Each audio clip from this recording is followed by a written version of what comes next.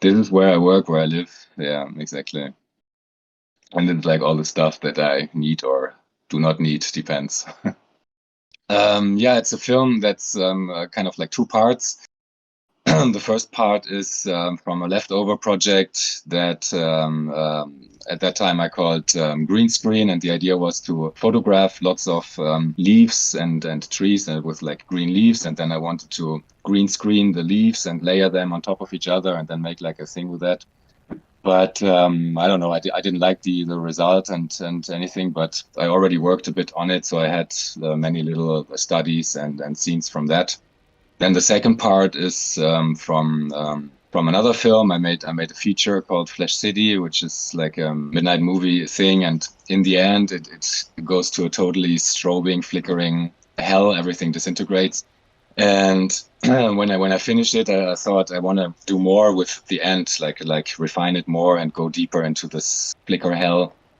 So I used the material that I had left over from the green screen project, and I worked more on it. I blurred it more and made it more unrecognizable, and layered it more, and tried to find some more visual things within the little studies, and then have it develop to the last part, which is more the on flickering, which I for which I used a visual synthesizer. It's called Nova Drone, and you can buy like a kit and then assemble it yourself.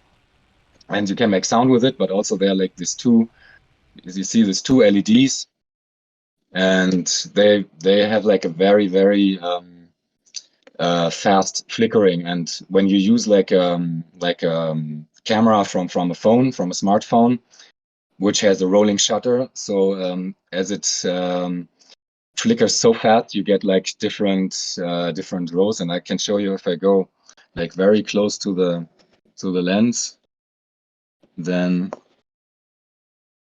you see that it starts to. It's a bit hard here for me to reach it. Yeah, I'll get the phone. Let me see. So, and then when I change the parameters, I can actually change the flickering, kind of like the frequency, the color, and things like that. So I played with this, recorded some material, and then used this for the last part of the film. So yeah, that's about it. Yeah, it's cool. I bought it for the sound, but then I like the LEDs and the visual side actually much more than the sound. So yeah, I was very happy with it. And the other thing which I didn't mention is that I actually worked on it in 60 frames a second, which I don't know if they're making films in 24 or 25 frames, but I really wanted to explore like the extreme flickering, like really like alternating frames with like very different frames on a 60 frame grid.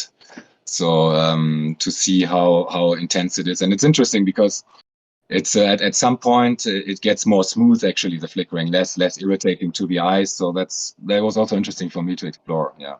It's not like every frame is different. Sometimes I use like 3 frames of the same, or like 2 frames of this one structure and only 1 frame of this overlaying structure. So I really played with the different rhythms within this 60 frame time grid, kind of. Yeah. Thematically, it's also this thing to start with kind of the patterns and find structures within the patterns, and then go like really deep into the pixels or whatever, the atoms, and then it's just like light and color flickering. So just like to get this wrapped up thematically. Yeah, it's actually everything is very 2D. So it's yeah, I'm very 2D in my thinking, and I don't use 3D modeling software and things. Yeah, but I don't know. I think it's also interesting, but I never really got into it, and now I'm like, I got other things on my mind. So all right, bye, ciao, ciao.